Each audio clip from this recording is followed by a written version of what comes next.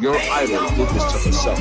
She exposed herself to liability when she got on the stand and decided to mention me as the male escort who was with her when she overdosed and didn't made her have sex with me. That was a lie, people. Cassie had just woke up from sleeping 8 hours. Myself and Sean Combs were exhausted. We wanted to go home. Cassie's the one who forced that sexual encounter. People, she tells you that Sean Combs made her have sex on her menstrual cycle. Diddy never spoke to her about that. They got the money from Cassie. They communicated with Cassie. Some of them had sex with Cassie outside the freak off. It was only about Cassie.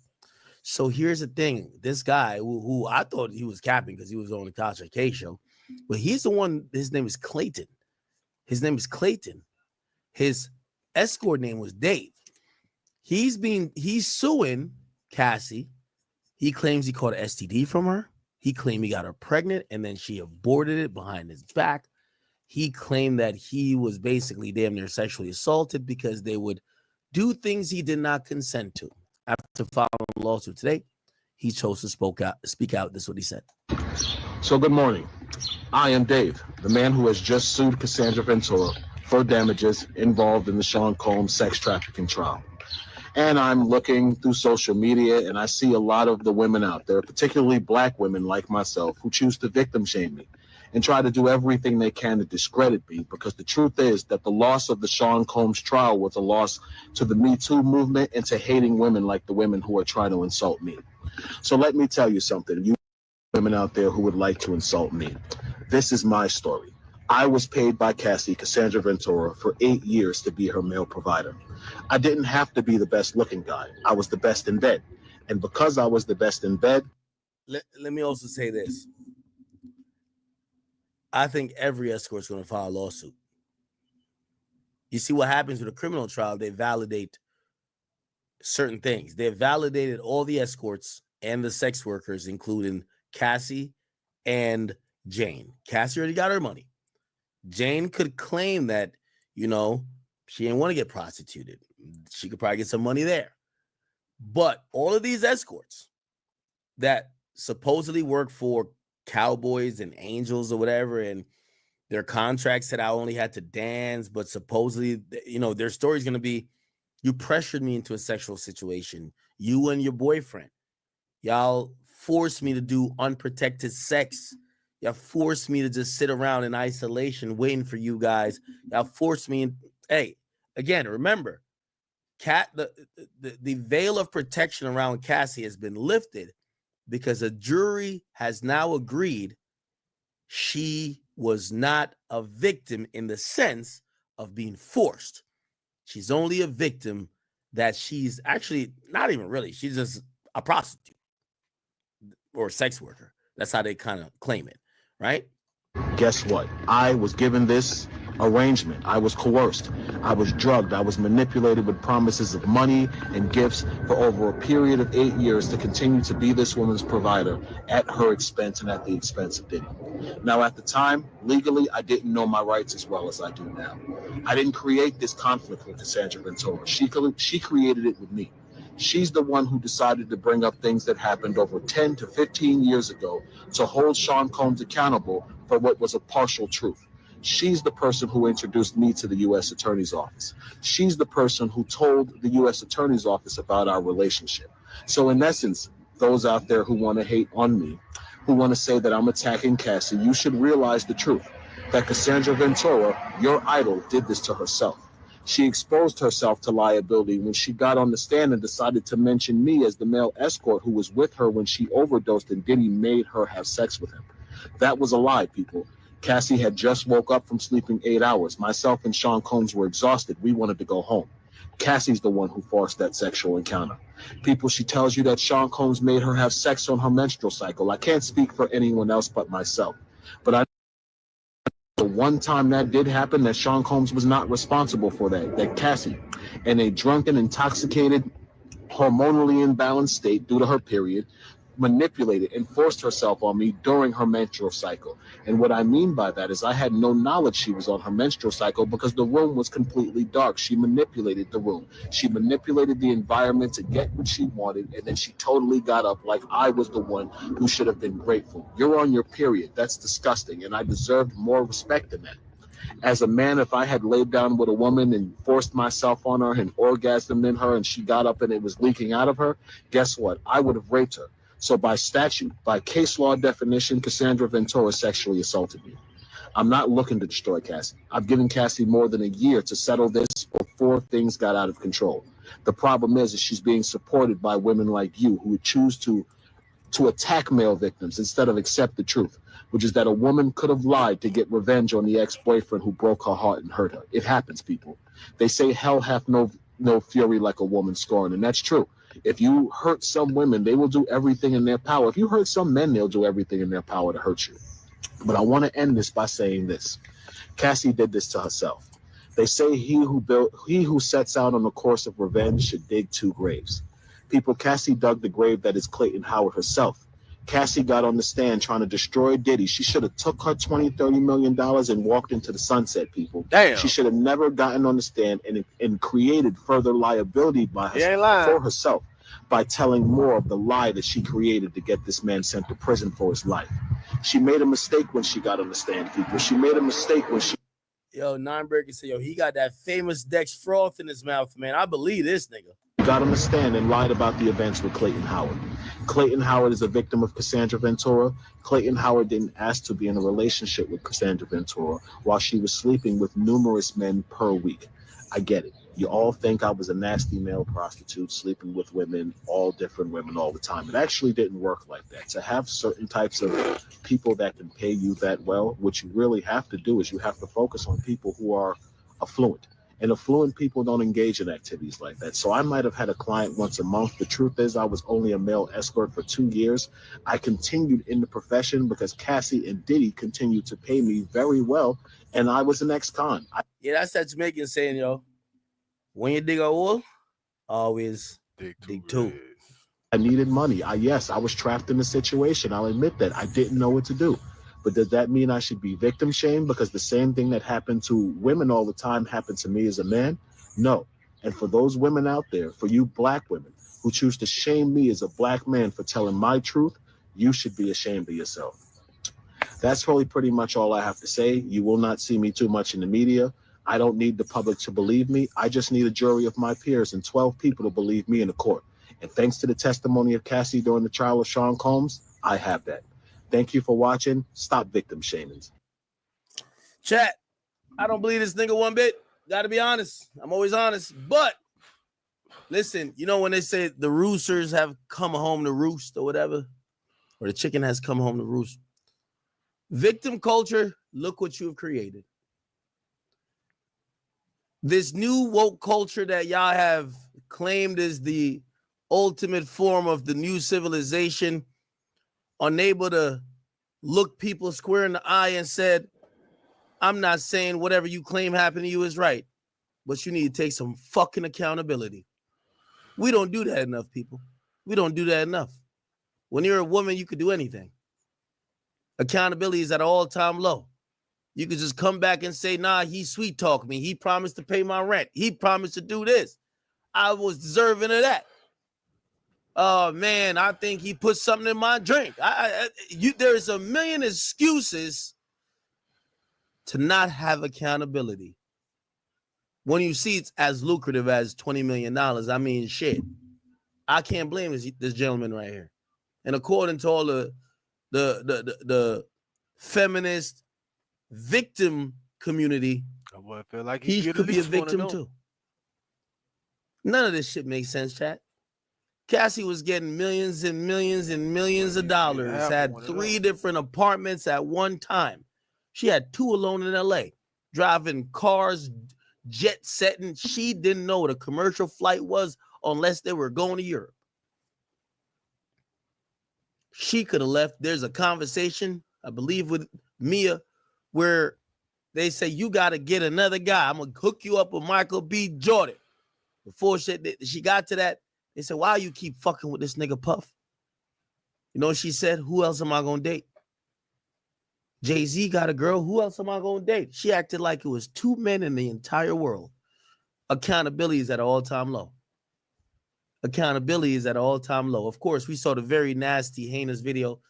Diddy putting hands, feet, elbows. I think he gave her DDT. This shit was horrible. But what happened is that there's no accountability by nobody in this case. And now that the court has ruled that Cassie is not a victim of sex trafficking, what about these men who feel like they were exposed? They couldn't speak up because when they showed up to do this encounter that they felt they were financially dependent on, they couldn't look at one of the niggas in the room who was behind the cuck chair. At times that they were worried about their sexual health and the health of the other people they were dealing with, they were told there's no condoms being used today. They were being forced to perform. I think that sounds like forced labor. But here's the problem, and this is what I've always seen about this case. It's impossible to separate the actions of Sean Combs sexually from the actions of Jane Doe and Cassie Ventura. That's the problem. That's the problem. Sexually, they're all the same. Deviants. Now, if you want to get down in the weeds of why maybe Cassie would even indulge in this, maybe she just wanted to keep him close to her. Whatever excuse you're going to tell me, I'm going to say the same thing that I'm going to say to him. It's lack of accountability. This guy said he deals with high-profile clients. They pay more. They might be into certain stuff, but certain stuff, usually they're not. He got paid a pretty penny to keep discreetness, to do what he is told to do, and probably to compromise some of his integrity and his boundaries. For example, if he is used to using protection in those situations, they wanted none of that. He did it. You get what this is, and I don't know if this guy's a plant. You might be a plant, honestly. Might be a plant. Because his job seems to only flip the mirror back on the people who were crying, kicking, and screaming about Cassie and how much she's a victim. And they're saying, well, we were the one who were contracted to dance, and then there was a switcheroo, and we were intimidated of Cassie and Diddy. And I think he told a story on Tasha K. He said, yo, I'm arguing about her. She had me fuck her on a period. And then he jumps in, and I'm like, listen, I'm not trying to argue. So it's almost like a pimp. So again, chickens just come home to roost. Every escort that ever participated should be suing Diddy and Cassie or Diddy and Jane Doe. Jane Doe gonna get some bread. But if you the escort, who says that your $400 or $3,000, whatever you got paid to fuck, why you got to stop there? Remember, this is the victim culture everybody has loved. I think they both lying. And I would tell both of them, get the fuck out of here. Cassie, hit the road, Jack. And I tell this bum-ass nigga with a do-rag too. But according to y'all victim culture, they both deserve $20 million. Here's the thing. He know getting that $20 million nowadays from Diddy going to be much harder than if you try to get $2 million from Cassie. Let's see how it goes. Thank you. So good morning. Trying to get back okay. Also, Cassie's gonna settle for about 75. Also, the other guy who we just talked to, the alternate jury, he did an interview with TMZ. So this is the second interview. They went with CNN, TMZ. Here, watch this. Closing about baby oil and Astroglide, and made a point that there were 70 Homeland Security agents, and they were able to make America safer by taking baby oil off the streets. And Astroglide. And Astroglide. Do you think the prosecution making a big deal of that hurt their case? I don't think so. No, I don't think it hurt their case. They just presented. This is just the way that they wanted to present it. It was, that part was, it was a nice humorous injunction, and I think the whole court laughed when he had said that it was hard to contain ourselves a little bit. But I don't think it hurt or helped their case. But it was just evidence that they presented. What was the evidence in your view? I mean, what was the point of it? I think they wanted to show, you know, and also I think the defense just wanted to. The prosecution wanted to, you know, to like. Embarrass is a bad word to use. I'm trying to think of a better word, but that's a question. Was it used to embarrass and to kind of paint him as a freaky guy? I mean, with 1,000 bottles of baby oil. What do you think? Because listen, you had to receive the information. Yeah. What did you think was behind it? Was it to embarrass? Was it to kind of paint him that way? Or do you think it was relevant to the criminal charges? I think it was to prove something criminally, because if it was just to embarrass, it wouldn't, because the prosecution's job is not to just embarrass and mock the or to make him look like a freak. Well, I mean, that I think they did want to, you know, they wanted to paint him as, you know, a freaky, you know, head of basically an enterprise kind of a guy, this big like mob boss kind of a thing with underlings that are just doing his job with oils and Astroglide. So I think they had wanted, but they presented it as evidence. But again, we looked at all the evidence equally. You know, whatever is presented to us, we consider everything together based on the judge's instructions. Mm-hmm. Do you think that those videos, the freak-off videos, helped the prosecution in showing Cassie was doing it without her consent? Or in your view, did it hurt because you felt she was into it and not kind of objecting? How did you view it? When looking at it, again, it varied in length, and in some parts of it where, it was just, basically it was Cassie or Jane rubbing baby oil on an escort. And then some were more graphic with, they were engaging in sex. So, and again, we didn't see the entirety of all the videos, but, they showed different snippets. But from what I saw, from both sides that I saw, it all did seem consensual. Nothing seemed like it was forced. And I think, so yeah. Let's leave it like that. There has been criticism that prosecutors brought this case in the first place. Mark Agnifilo actually told us in a documentary 7 months ago that this was bedroom police, as he put it, going into Diddy's bedroom because they didn't like the way he had sex. I think that was in his opening argument too. I think he said something to the like. Or he didn't, because he wasn't giving the opening argument. But I think the defense said something to that liking. And but I'm sorry for interrupting you. But I think they did. No, they did bring it up. What do you think of that argument? I mean, the charges that the prosecution put forward were very serious charges. So I don't think that they were just going after they were after him because of bedroom talk. I don't think that. I mean, that's their argument. The government would, countered that and said that he was, a dangerous, head of an enterprise, and forcing people to do, various things. So that was just his argument. All right. So this guy's confirmed to what we thought. He said the freak-off videos that were shown in court wasn't necessarily about actual sex. They showed a lot of before. A lot of maybe B-roll stuff, not necessarily sex. It looks like the defense may have introduced a little bit more about sex to show that she is having fun. She's orgasming. She's having time of her life.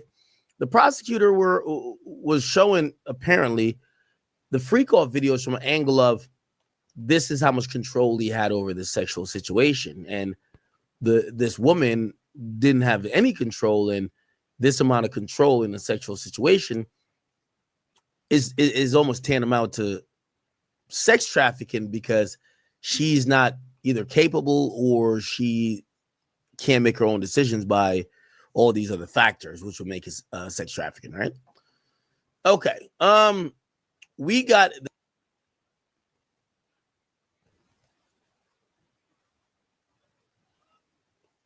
Anyways, fuck that. They got me feeling like I'm not good. Anyways, rest up to those people, man, that lost their life in Chiraq, man. Chicago at the mixtape release party. That shit crazy, man. Y'all seen that shit? They say it's a mad. They call it mass shooting. 20 people injured, 4 dead.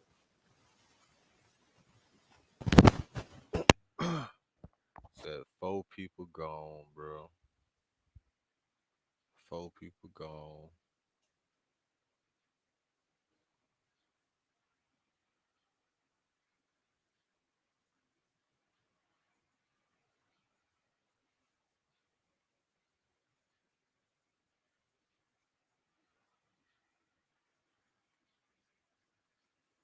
My daughter Jerry asked me for $5,000, and the reason will surprise you. One morning, she quietly walked up to me and asked, "Dad, can you give me $5,000?" I was taken aback and replied, $5,000? That's a lot of money, sweetheart. Why do you need that much? But Jerry didn't respond. She simply looked down and walked away. And the next day, during our family practice session, the doorbell rang. Ronnie went to see who it was and came back with a package addressed to Jury. Curious. We opened the box, and inside was a breathtaking necklace. I looked at Jury and asked, "Why would you order something like this? And where did you get the money?" She looked up at me with calm and said, "Dad, I asked you for the money, but you didn't give it to me." So I checked my piggy bank and found I had $2,000. I used all of it because tomorrow is Grandma's birthday. I know you and Mom have been really busy, and I just didn't want her to feel forgotten when she comes. I love her. I picked up the phone and called my mom right away, telling her everything. And when she heard what happened, she cried too. What do you think about my daughter Jury? Follow and comment. My daughter Jerry.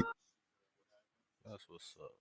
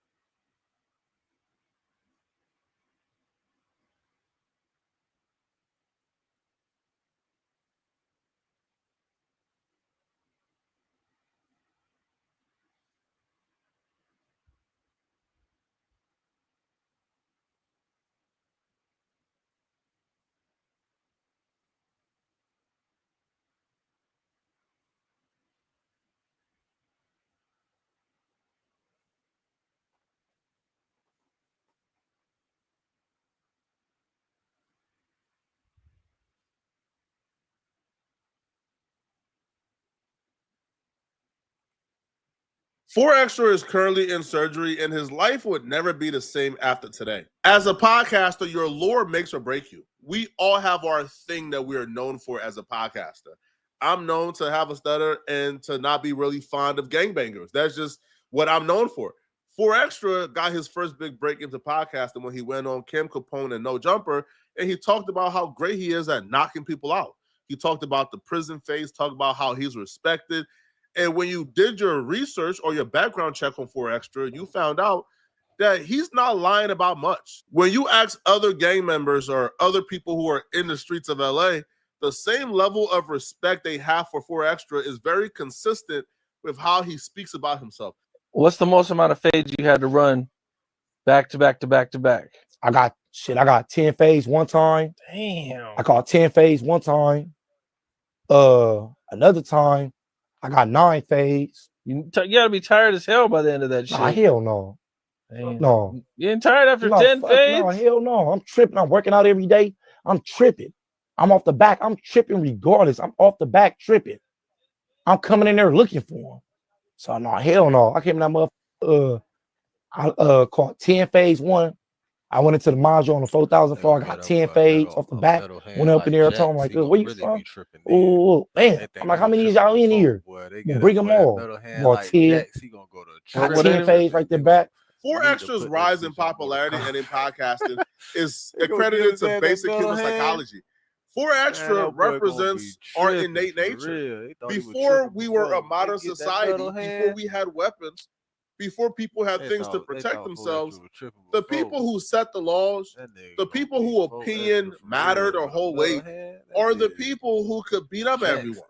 Because there are no weapons. So if you could beat up everyone, then your opinion inherently matters.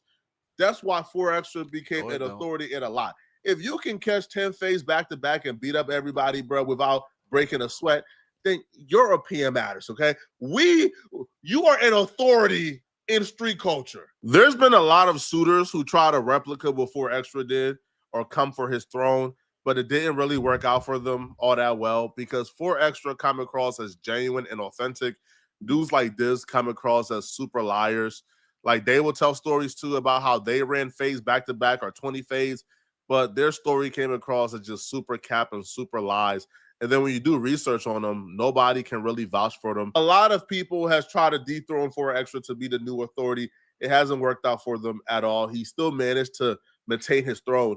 But what happened earlier today will serve to be the biggest threat for 4 Extra's throne. If the lore is predicated on being indestructible, then what happens to the authority when people spot a weakness? Will the authority still be the same? Will they still respect the opinion and value the opinion the same if they no longer believe you're indestructible? That still has yet to be seen. But what took place earlier today is a direct risk and threat to everything that 4 Extra has ever worked for. 4 Extra nightmare of a day began about 6 or 7 hours ago when 4 Extra went fireworks shopping. Vernon Avenue, nigga. You know, then you know. On Vernon Avenue, if you know, then you know. On Vernon Avenue, if you know, then you know. On Vernon Avenue, if you know, then you know.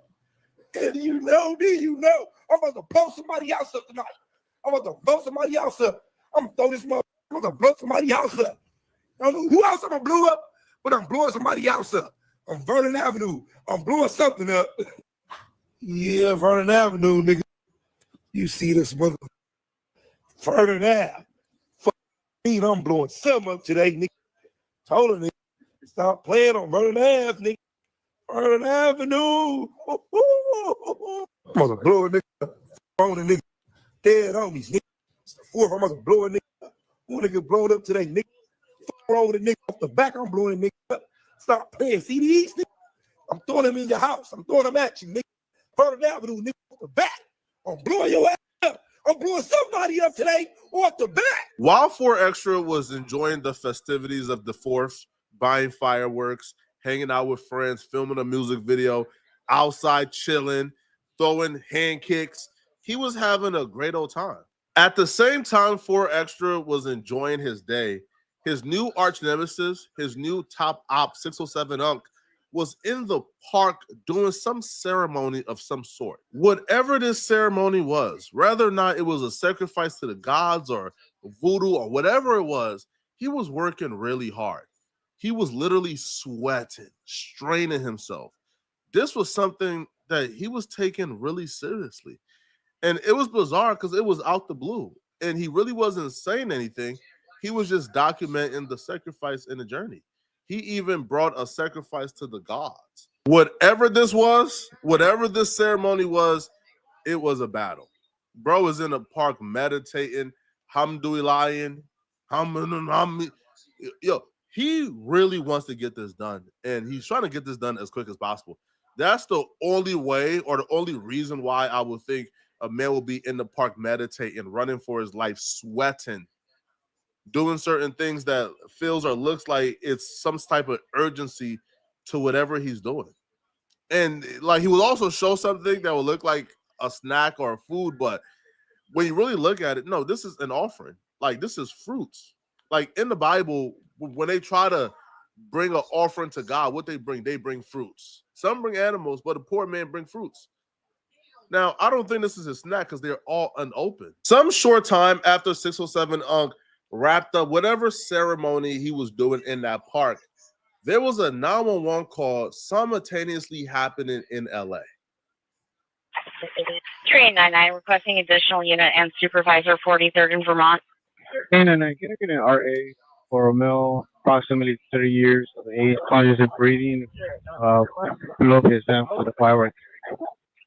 3899, repeat. And his location. No, I don't mean that. I wasn't even trying to play this bitch though. 3831, Roger. Conscious of breathing, but I just will below break his up on right you hand with a motherfuckers. firework. Comeback kid is on Hall of Fame, bitch. Someone made a call to I don't lose 911 much. alleging that 4 Extra had blown off his damn right sure don't hand lose a lot. playing with fireworks. And apparently this was so bad that 4 Extra actually lost his vision for a while. Like he only got his vision back after surgery. But when it happened, the reason why he's looking down is because he can't see anything right now. His vision was completely gone. His right hand was blown up.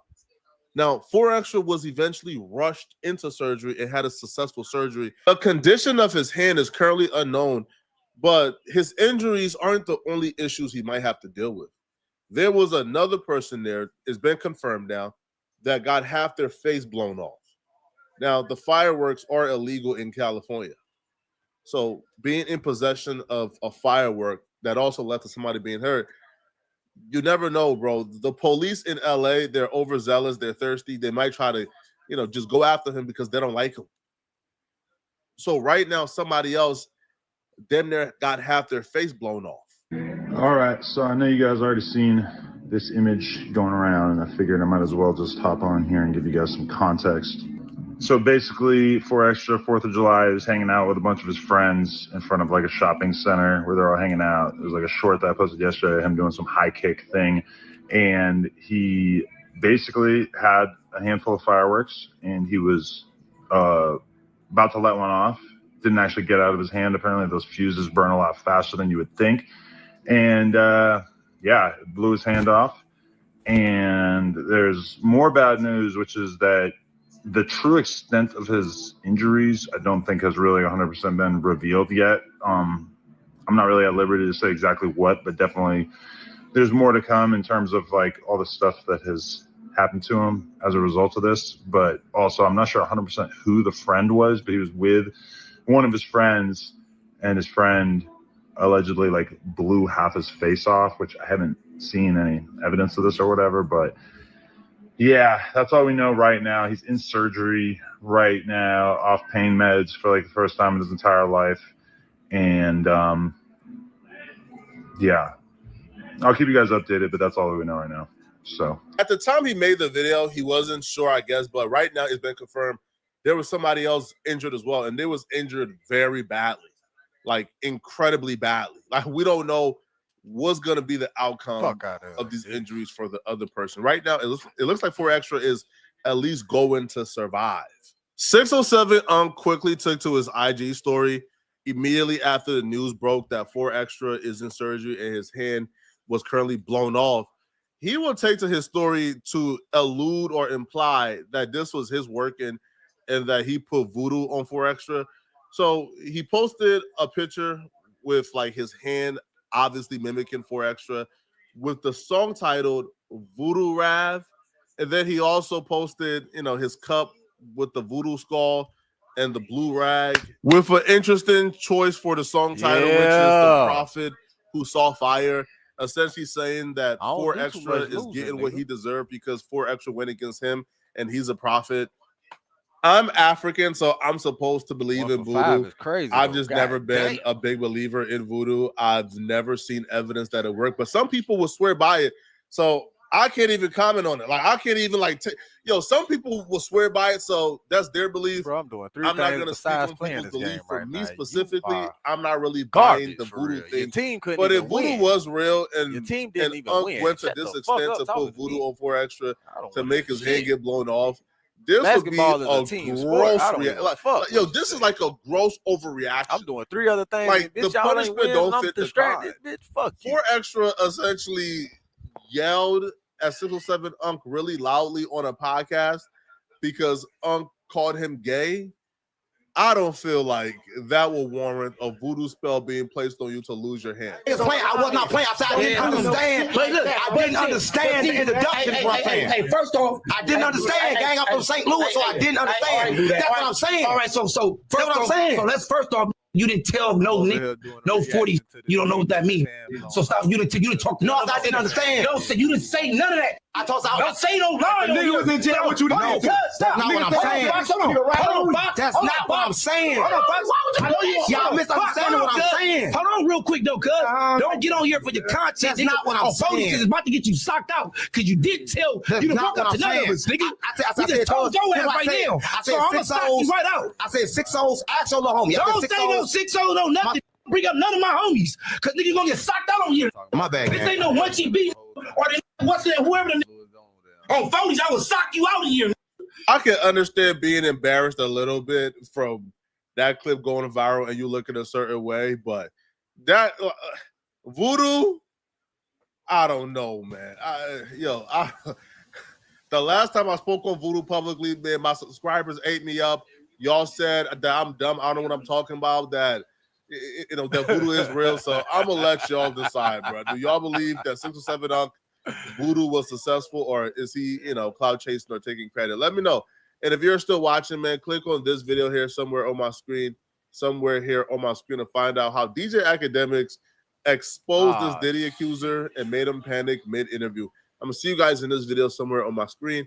Out of here, folks. Peace. I'll be back on the screen. In this video. I'm in the game still rapping at a high capacity. If Nas wants to smoke, come in the booth. I will rap. He don't want no around. smoke. He enjoying that 150 million, 200 million. Okay then. So then leave me alone while I'm on the field. You was happy with him. He wasn't bothering you. Jim Jones was never better than Nas. Jim Jones will never be better than Nas. And this is coming from somebody that's not a Nas fan. I love Dipset. I love the Diplomats. I love Bird Gang. But we not about to start rewriting history because Jim Jones got confidence. No.